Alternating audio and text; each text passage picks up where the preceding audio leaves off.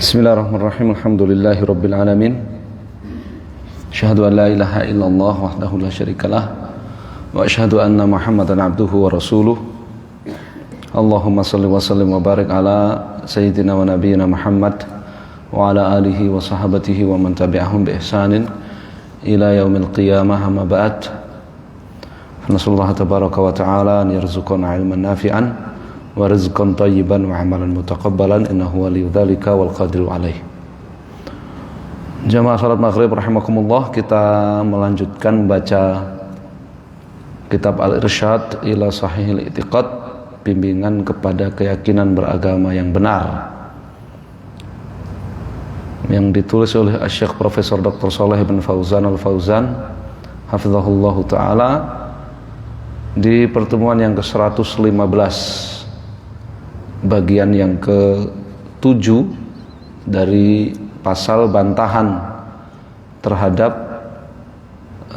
kelompok atau sekte yang menyimpang di dalam keyakinan terhadap nama-nama dan sifat-sifat Allah Azza wa Jalla.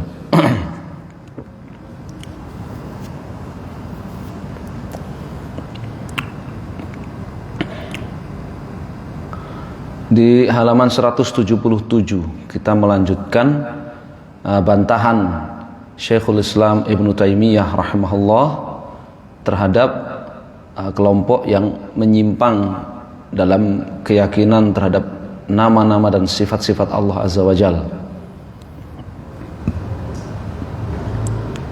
Wa qala rahimahullah nafiyan hadzal qaula 'anis salaf, bahwa ahlul bid'ah mereka mengatakan ajaran para sahabat dalam berkeyakinan terhadap sifat-sifat Allah itu hanya meyakini lafaz-lafaznya saja, sedangkan arti dari ayat-ayat yang memberitakan tentang sifat-sifat Allah maka tidak ada yang mengetahuinya kecuali Allah Subhanahu wa ta'ala. Baik Rasulullah ataupun para sahabat, bahkan malaikat juga tidak mengetahui artinya. Ayat-ayat yang memberitakan sifat Allah Azza wa Jalla. Ini kata mereka ahlul bid'ah, para pengingkar sifat. Maka kemudian Syekhul Islam Ibnu Taimiyah rahimahullah di sini dikutipkan menafikan, menampik beliau menampik perkataan mereka ahlul bid'ah bahwasanya itu adalah ajaran para salaf, ajaran para sahabat radhiyallahu taala anhum. Wa amma idkhalu asma'illahi wa sifatihi au ba'di dzalika fil mutasyabihi alladzi la ya'lamu ta'wilahu illallah. Adapun memasukkan nama-nama Allah dan sifat-sifat Allah atau sebagian dari sifat-sifat Allah ke dalam deretan ayat-ayat yang tidak diketahui artinya kecuali oleh Allah Azza wa Jal, yang disebut dengan ayat mutasyabihah, ya, ayat-ayat yang problematik, yang multitafsir, tidak ada yang mengetahui artinya kecuali Allah Azza wa Jal. Aw i'tiqadu anna dzalika huwal mutasyabih alladzi ista'thara Allahu bi'ilmi ta'wilih, atau meyakini bahwa ayat-ayat yang memberitakan sifat-sifat Allah Subhanahu wa taala dan nama-namanya itu termasuk, ya, mutasyabihah, yang hanya Allah Subhanahu wa taala mengetahui artinya. Fanaqulu, ya, itu pendapatnya ahlul bid'ah, ya. Ahlul bid'ah mengatakan bahwa tidak ada yang mengetahui arti dari ayat-ayat yang memberitakan sifat-sifat Allah Subhanahu wa taala. Sehingga kalau mereka ditanya apakah Allah memiliki wajah, mereka katakan tidak. Terus bagaimana ayat Al-Qur'an yang mengatakan wa yabqa wajhu rabbika dzul jalali wal ikram, dan yang abadi dan yabqa, ya, abadilah wajah Allah. Oh, itu yang tahu artinya hanya Allah Subhanahu wa taala. Itu ayat, kata mereka, itu ayat mutasyabihah. Itu ayat yang problematik, ayat yang multitafsir. Yang tahu artinya hanya Allah Subhanahu wa taala. Kalau mereka ditanya, ya, Allah Subhanahu wa taala memiliki tangan apa tidak? Tidak, kata mereka. Jadi mereka mengingkari Allah memiliki tangan. Ya. Terus bagaimana dengan ayat-ayat dan hadis-hadis yang menyebutkan tangan Allah? Ya. Yadullah fauqa aydihim, tangan Allah di atas tangan mereka. Bal yadahu mabsutatan yunfiqu kaifa yasha. Kedua tangan Allah terbentang lebar, ya, berinfak apapun yang Dia kehendaki. Qala ya iblisu mamanaka antas juda lima khalaqtu biyadayya, wahai iblis, apa yang menghalangi kamu untuk sujud kepada Adam yang telah aku ciptakan dengan kedua tanganku? Ya. Kata mereka, oh, itu ayat-ayat mutasyabihah, ayat-ayat yang multitafsir, tidak ada yang tahu artinya kecuali Allah Subhanahu wa taala. Ya. Nah, itu kataan ahlul bid'ah. Kalau diteruskan, Rasulullah juga nggak tahu. Ya, para sahabat nggak tahu, Rasulullah nggak tahu, malaikat Jibril juga nggak tahu artinya. Allah maha tinggi nggak di atas seluruh makhluk, terpisah dari makhluknya? Tidak. Terus bagaimana dengan ayat sabbihisma rabbikal a'la? Ya, sucikanlah, ya, nama Allah Subhanahu wa taala yang telah menciptakan kamu, al-a'la, yang maha tinggi, maha lebih tinggi di atas segalanya. Ya. Wa huwal aliyul kabir, Allah itu maha tinggi lagi maha besar.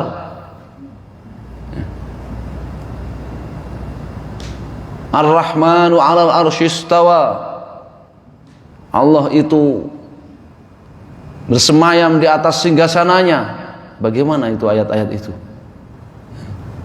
Wa huwal qahiru fawqa ibadi, Allah itu maha perkasa, maha kuasa menaklukkan segalanya, fawqa ibadi, dan Dia di atas seluruh hamba-hambanya.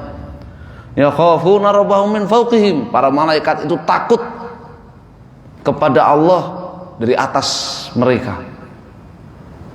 Ini Allah yang berada di atas mereka. Oh, itu ayat-ayat mutasyabihah, kata mereka. Tidak diketahui artinya kecuali Allah yang tahu. Rasulullah nggak tahu, para sahabat nggak tahu, nggak ada yang tahu artinya. Yang tahu hanya Allah Subhanahu wa taala. Ya. Itu berkataan ahlul bid'ah. Ya. Fanaqul, maka kata Syekhul Islam, ya, kita tanya kepada mereka, mad dalilu ala dzalik? Ya, apa dalilnya? Bahwasannya ayat-ayat itu hanya Allah Subhanahu wa taala saja yang tahu. Tidak ada seorang pun selain Allah yang mengetahui arti ayat-ayat itu. Apa dalilnya? Ya. Fa inni ma a'lamu an ahadin min salafil ummah wala min al-a'immah la Ahmad bin Hanbal wala ghairihi annahu ja'ala dzalika min al-mutasyabih ad-dakhil fi hadhihi al-ayah, yakni qaulahu ta'ala huwallazi anzala 'alaikal kitaba minhu ayatun muhkamat hunna ummul kitab wa ukhra mutasyabihat. Al-ayatah. Kata Syekhul Islam, aku benar-benar enggak mengetahui ada seorang pun dari ulama generasi sahabat ataupun ulama generasi-generasi sesudahnya, baik itu Ahmad bin Hanbal ataupun yang lainnya, mengatakan bahwa ayat-ayat itu mutasyabihah. Ayat-ayat itu termasuk ya, ayat-ayat yang memberitakan tentang sifat-sifat Allah itu termasuk mutasyabihat yang Allah beritakan di dalam surat Ali Imran ayat yang ke-7. Ya. Dialah Allah yang telah menurunkan kepadamu wahai Nabi SAW Al-Quran. Di antara Al-Quran itu ada ayat-ayat yang muhkamat, yang artinya sudah jelas, tidak mendapatkan penghapusan. Hunna umul kitab, itulah ayat-ayat induknya Alkitab. Wa ukhra mutasyabihat, sedangkan ayat-ayat yang lain mutasyabihat, ya, belum jelas maknanya, harus dikembalikan kepada muhkamat. Kata Syekhul Islam, saya enggak mengetahui ada seorang pun dari ulama generasi sahabat ataupun generasi-generasi sesudahnya, ya, baik Imam Ahmad ibn Hanbal ataupun Imam Syafi'i ataupun yang lainnya, yang mengatakan bahwa ayat-ayat yang tadi kita baca yang memberitakan tentang sifat-sifat Allah itu termasuk ayat-ayat yang mutasyabihat, ya, yang mengetahui hanya Allah Subhanahu wa taala satu-satunya arti daripada ayat-ayat itu. Wa nafa, ya, an ya'lama ahadun makna, kemudian mengatakan, ya, tidak ada seorang pun yang mengetahui maknanya. Saya belum pernah menemukan ulama dari generasi sahabat dan seterusnya sampai zaman ya beliau, ya, di tahun 600-an Hijriyah. Wa ja'alu asma Allah wa sifatihi bimanzilatil kalamil a'jamil ladzi la yufham. Saya tidak pernah menemukan seorang pun ulama dari generasi sahabat ataupun generasi-generasi berikutnya yang mengatakan bahwa ayat-ayat yang memberitakan tentang nama-nama Allah dan sifat-sifat Allah itu sama seperti, ya, kalamul a'jami, ya, seperti bahasa asing yang tidak diketahui maknanya, seperti bahasa asing yang tidak diketahui maknanya. Saya belum pernah ketemu ada ulama mengatakan begitu, ya.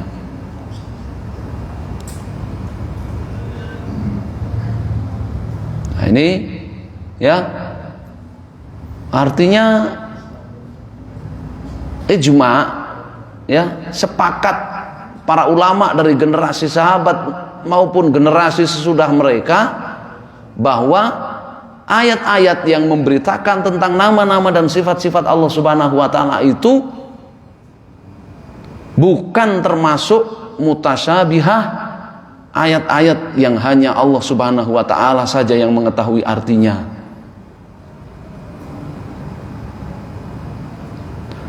Wa inna maqalu kalimatun laha ma'anin sahihah. Justru yang aku temukan dari para ulama terdahulu, ayat-ayat itu memiliki makna-makna yang benar. Ayat-ayat itu memiliki makna-makna yang benar. Ini catatan penting, ya.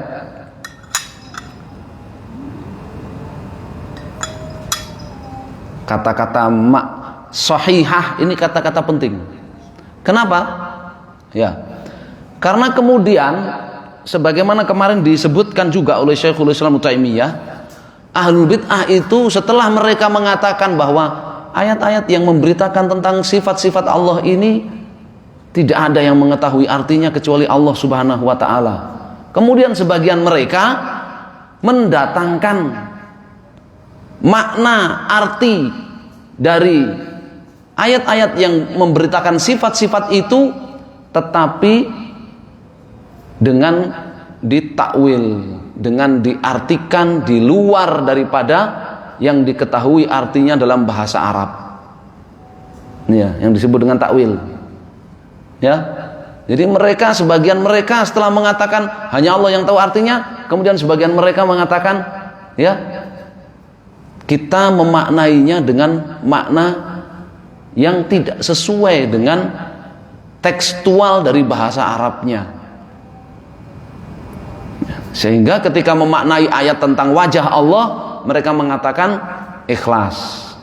Wa yabqa wajhu rabbika, artinya yang akan abadi itu amal yang niatnya ikhlas. Allah punya wajah enggak? Enggak. Tidak. Tapi amal yang ikhlas yang abadi itu. Ya. Ketika mereka menafsirkan ayat, ya, yadullah fauqa aydihim, mereka katakan kudroh. Ya. Kudroh apa? Kemahamampuan Allah di atas kemahamampuan Allah di atas kemampuan para sahabat. Ya. Jadi mereka menafsirkannya berbeda dengan apa? Yang diketahui dalam bahasa Arab, bahasanya Rasulullah dan para sahabat. Ya, bahasanya Rasulullah dan para sahabat. Ar-Rahmanu 'alal arsy istawa. Oh, bukan artinya zat Allah itu berada di atas seluruh makhluk, maha tinggi, terpisah dari makhluknya, bukan. Maksudnya istawa itu istaula, berkuasa. Allah berkuasa atas singgasananya. Istawa itu istaula, ya. Maka para ulama ketika menyebutkan bahwa ayat-ayat yang membicarakan tentang sifat-sifat Allah itu memiliki arti, ditambahin arti yang benar, bukan memiliki arti seperti yang diartikan oleh para ahli takwil itu tadi, para ahlul bid'ah tadi itu. Ya, maka di sini Syekhul Islam mengatakan innama qalu kalimatin laha ma'anin sahihatun. Ya. Tapi yang aku temukan, para ulama terdahulu itu justru mengatakan ini ayat-ayat yang memberitakan tentang sifat-sifat Allah ini laha ma'anin sahihatun, memiliki arti-arti yang benar, tidak seperti arti yang ditetapkan oleh ahlul bid'ah yang mengatakan yad artinya kemahamampuan, kudroh, wajah artinya keikhlasan, ya, dan seterusnya. Istawa artinya istaula, berkuasa, dan seterusnya.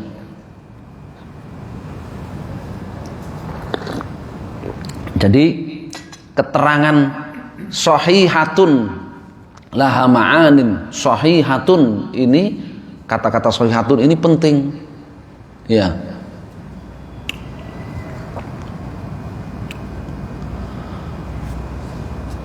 Qalu fi ahaditsis sifat tumarru kama ja'at wa nahaw an ta'wilatil jahmiyah wa raddauha wa abtaluha allati madhmunuha ta'tilus nususi amma dallat alaihi.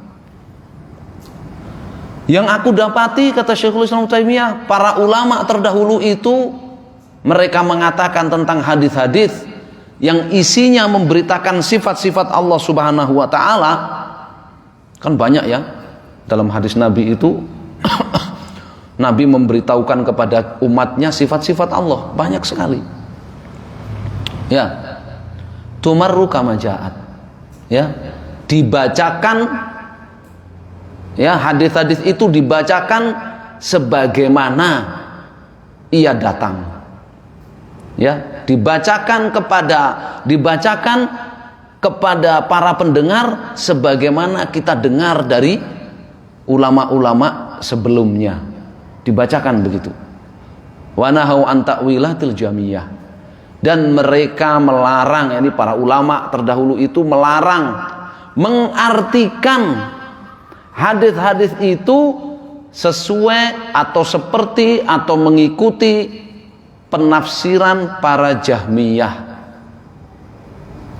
penafsiran ahlul bid'ah, para Jahmiyah, yang kemudian penafsiran itu diikuti oleh Kullabiyah, Maturidiyah, Asy'ariyah dan kelompok-kelompok itu. Ya. Waradauha, aku dapati para ulama terdahulu itu membantah mereka. Ya. Wa abtaluha, membantah tafsiran para Jahmiyah dan menyatakan bahwa tafsir para Jahmiyah itu batil, keliru. Kenapa? Alati mazmunuha, karena hakikatnya hakikat dari penafsiran yang dilakukan oleh ahlul bid'ah yang disebut dengan takwil itu adalah ta'tilun nusus amma dalat alaihi. Ya. Mengkebiri dalil-dalil Al-Quran maupun hadis dari makna yang sebenarnya. Ya.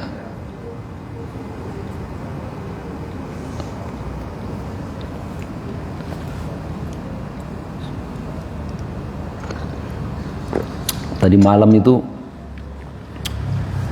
ada yang ngirimin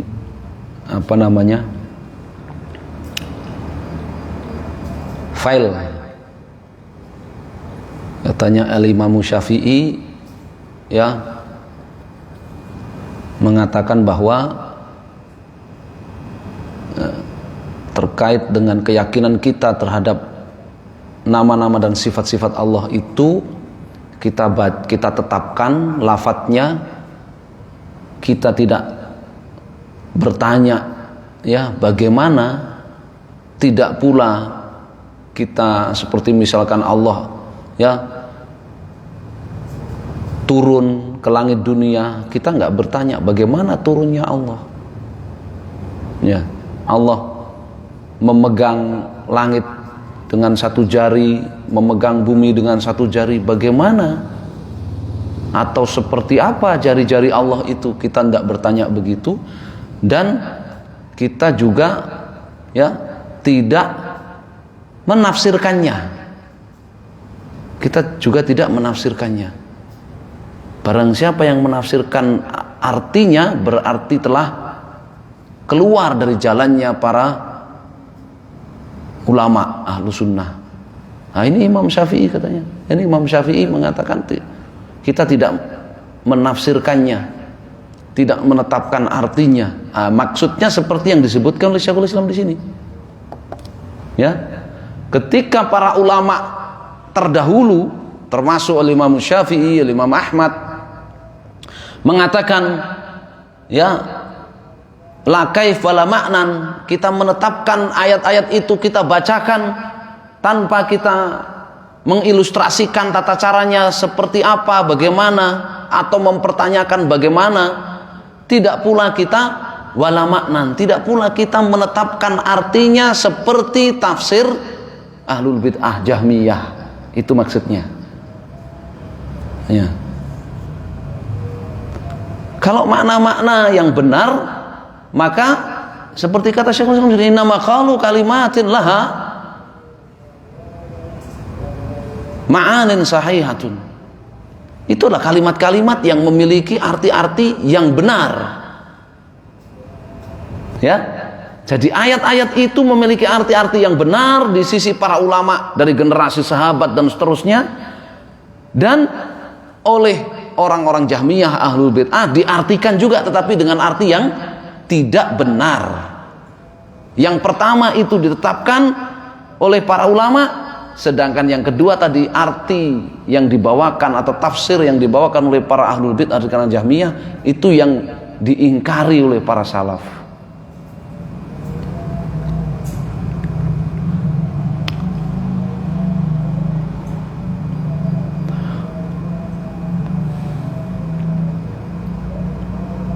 Tapi orang kena syubhati ora kapok-kapok gitu loh. Padahal mungkin setahun yang lalu atau berapa bulan atau berapa tahun yang lalu sudah saya jawab, sudah saya buktikan nih loh. Imam Ahmad menetapkan arti yang benar daripada sifat Allah dan mengingkari ya penafsiran arti yang dibawakan oleh Ahlul Bid'ah. Ini Imam Tirmidzi juga sudah saya kutipkan Imam Ahmad dari kitab Ratal Al-Jahmiyah ya. Kemudian saya bawakan juga dari Imam Tirmidzi dari Sunan At-Tirmidzi ya. Dia masih dibaleni lagi ya. Syubhatnya yang sama lagi setelah 1 tahun gitu dibaleni lagi syubhat itu gitu kan. Ya.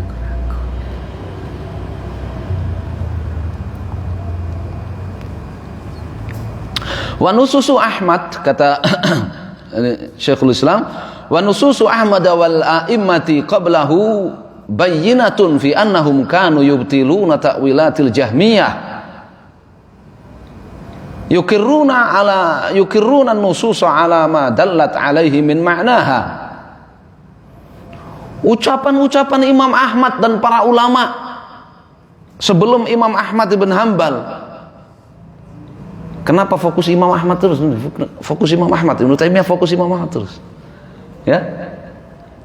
Karena sebagian ulama mazhab Hambali, sebagian kecil ulama mazhab Hambali yang datang belakangan ya, itu terpengaruh cara-cara penafsiran Jahmiyah tadi itu. Ya, yang mengatakan tidak ada yang mengetahui arti dari ayat-ayat yang memberitakan sifat Allah itu kecuali Allah saja, sehingga kita nggak tahu artinya. Ya, itu sebagian kecil dari ulama bermadzhab Hambali belakangan, yang datang belakangan itu kena ya atau terkontaminasi oleh bid'ah itu. Ya. Dan mereka mengutip ucapan Imam Ahmad. Ya, la kaif wala maknan itu, bila kaifa wala maknan. Ya, kata-kata wala makna tanpa menetapkan artinya, itu yang mereka pegangi. Padahal ya, dalam kalimat yang sama ketika Imam Ahmad menjelaskan ayat dalam surat Al-Qiyamah ya, wujuhu yawma idzin nazirah ila rabbiha nazirah, Imam Ahmad membantah ya, membantah Jahmiyah yang mengatakan ya atau menafsirkan ayat itu dengan makna yang salah, sehingga Imam Ahmad mengatakan bila kaif wala maknan. Ya. Wajah-wajah penduduk surga dengan wajah yang berseri-seri memandang, melihat kepada Allah Subhanahu wa taala. Kita nggak tahu tata caranya seperti apa, kita nggak tahu. Ya, kita nggak tahu wajah Allah yang dipandang oleh penduduk surga itu seperti apa, kita nggak tahu. Imam Ahmad katakan bila kaif wala maknan, tapi juga tidak kita artikan, tidak kita tafsirkan ayat itu seperti tafsirnya Ahlul Bid'ah Jahmiyah yang kemudian diikuti oleh Maturidiyah, Kulabiyah, Asy'ariyah ya, dan teman-temannya itu.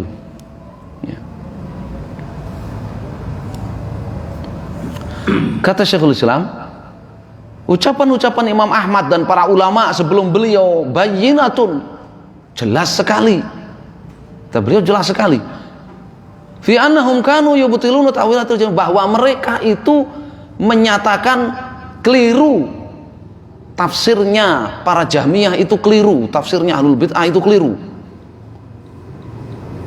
Yuqirrunan nusus. Di sisi lain, Imam Ahmad dan para ulama itu mereka menetapkan an-nusus ala ma dallat alaihi min maknaha, menetapkan teks-teks ayat-ayat yang memberitakan sifat-sifat Allah Subhanahu wa taala itu lengkap dengan artinya yang benar. Dengan artinya yang benar. Fahadha ittifaqun minal a'immah ala annahum ya'lamuna ma'na hadzal mutasyabih. Jadi ini merupakan bukti bahwa para ulama itu mereka satu kata, mereka sepakat, mereka itu mengetahui arti dari ayat-ayat yang dikatakan oleh mereka mutasyabihah tadi, ayat-ayat yang multitafsir tadi, yang problematik tadi. Wa annahu la yuskatu an bayanihi wa tafsirihi, dan bahwasannya ayat-ayat itu tidak dibacakan begitu saja kemudian tidak diterangkan artinya, tidak. Bal yubayyan wa yufassar. Tapi para ulama itu mereka ketika membacakan ayat-ayat itu mereka menjelaskan ayat itu dan menafsirkan ayat itu dengan arti yang benar. Bittifaqil a'immah. Ini disepakati oleh seluruh ulama.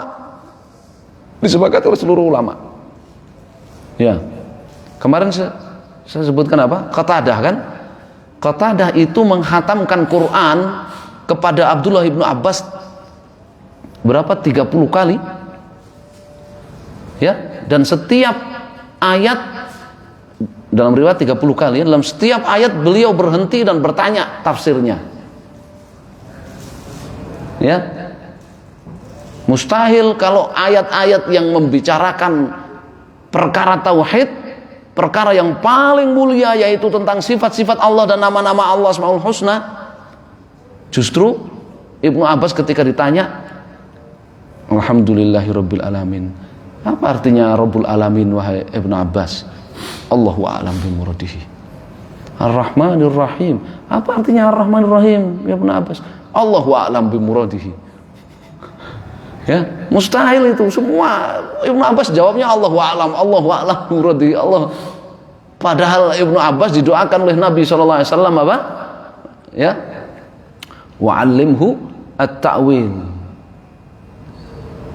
Mafaqihu fid din wa'allimhu at-ta'wil. Ya Allah, jadikan dia ini ulama yang paham fikih agama, dan wa'allimhu at-ta'wil, dan ajarkan kepada Ibnu Abbas ini tafsir Al-Quran.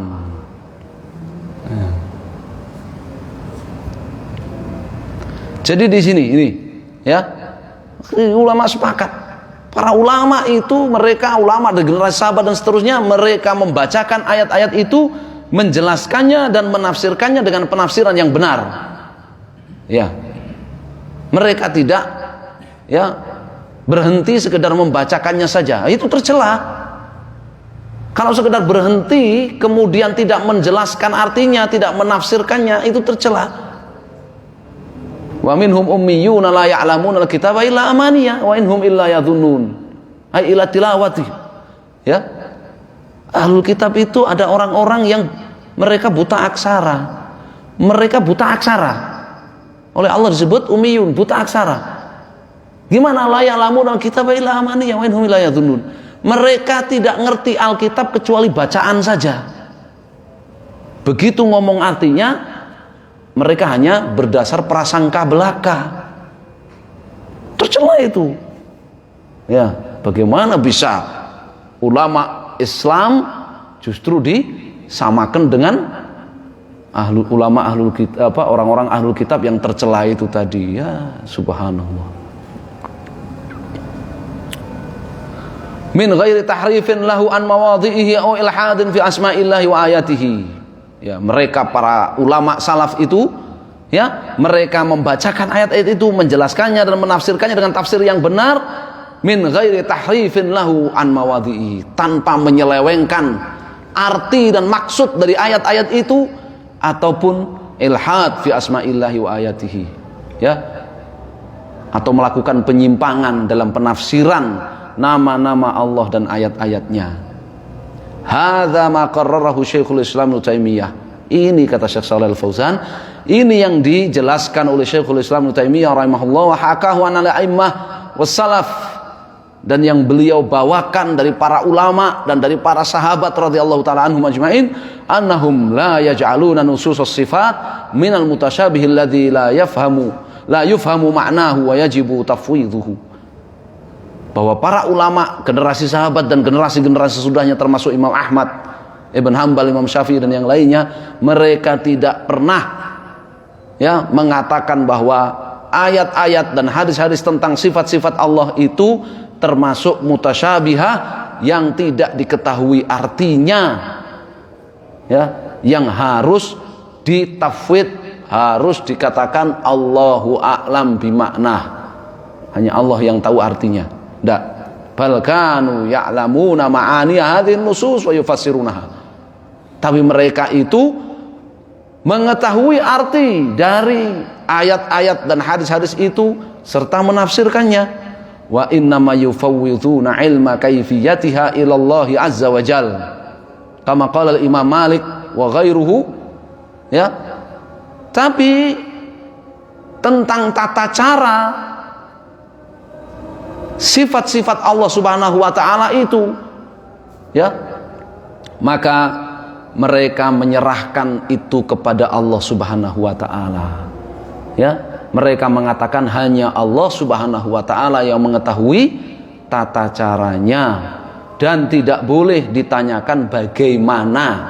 Karena para sahabat, demikian juga Nabi SAW, para sahabat ketika Nabi membacakan ayat-ayat tentang sifat-sifat Allah itu nggak ada satupun sahabat nanya bagaimana, nggak ada yang nanya.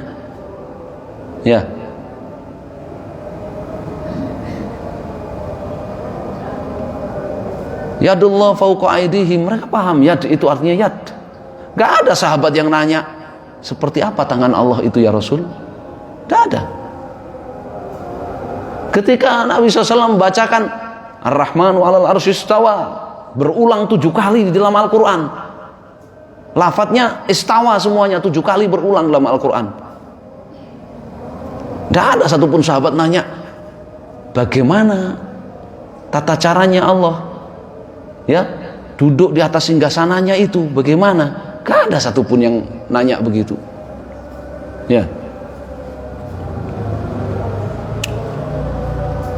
Sehingga para ulama mereka mengatakan tata caranya hanya Allah Subhanahu wa taala yang mengetahuinya. Sebagaimana Imam Malik dan yang lainnya mengatakan al-istiwa'u ma'lumun wal kaifu majhulun wal imanu bihi wajib was su'al anhu bid'ah. Ada orang yang bertanya, Imam Malik, itu dalam Al-Quran ada Ar-Rahmanu 'alal arsy istawa. Ar-Rahman, Allah Subhanahu wa taala yang Maha Rahmah, istiwa di atas singgasananya, duduk di atas singgasananya. Kaifastawa, orang itu tanya, bagaimana Allah duduk di atas singgasananya? Maka Imam Malik menjawab, al-istiwa maklum. Arti daripada istiwa, maha tinggi, duduk di atas singgasananya, maklum, itu sudah diketahui dalam bahasa Arab. Dalam bahasanya Rasulullah dan para sahabat sudah diketahui artinya istiwa. Wal kaif majhul, tapi tata caranya bagaimana tidak diketahui oleh kita, hanya Allah Subhanahu wa taala yang tahu. Wal iman bihi wajib, kita wajib mengimani Allah istiwa di atas arsy, maha tinggi, duduk di atas singgasananya. Wassu'al anhu bid'ah, sedang mempertanyakan bagaimana tata caranya itu bid'ah. Kenapa?